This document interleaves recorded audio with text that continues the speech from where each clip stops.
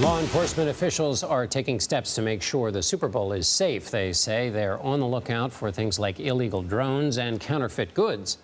Nevada's Attorney General says fake merch worth roughly $1 trillion has already been collected. $1 million, sorry. Kris Van Cleave has more details.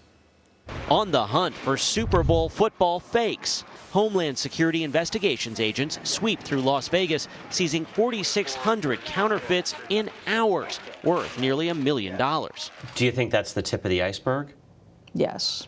So this is a big problem. I think annually the number of items out there estimated to be in the trillions, and that's trillion with a T. So how do you know something's a fake?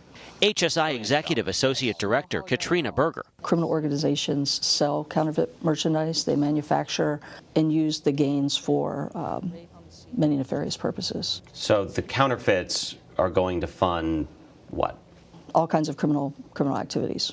Much of it is sold online, and those websites may be looking to steal your identity. I see some items that right in front of us that are most likely going to be counterfeit NFL merchandise.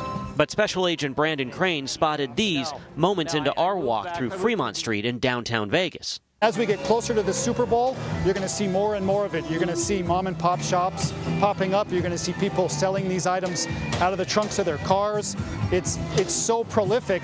Among the items seized so far, hundreds of jerseys, knockoff Super Bowl championship rings, even a fake Lombardi trophy on sale for $2,500.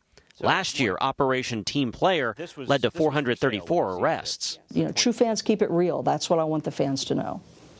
And Kris Van Cleave joins us now. So, Kris, tell me, what are officials, the people who know about these things, what do they tell consumers to help them spot something that might be fake merchandise?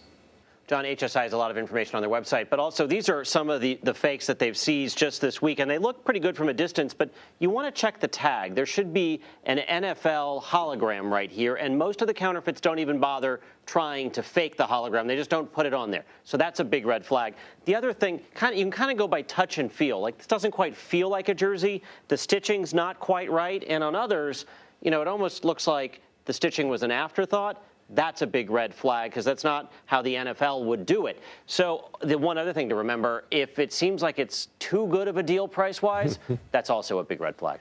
A good lesson always, if it's too good to be true. You also spoke to Homeland Security Secretary Alejandro Mayorkas about the security at the games. What did he tell you?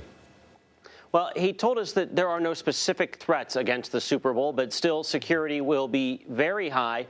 And we asked about a sort of emerging threats, emerging concerns. Here's what he told us. The prevalence of drones and, you know, those unmanned aerial vehicles that can carry a dangerous contraband. We watch that very closely. We have counter UAV authorities and capabilities that we work very closely with local authorities and the NFL. And of course, that's in addition to the physical layers of security, the thousands of law enforcement from local, state, and the federal agencies that have descended on Las Vegas. You know, you can't go into any of these facilities without passing through a metal detector or having the right credential or ticket, John. Kris Van Cleave in Las Vegas. Thanks so much, Kris. Sure thing.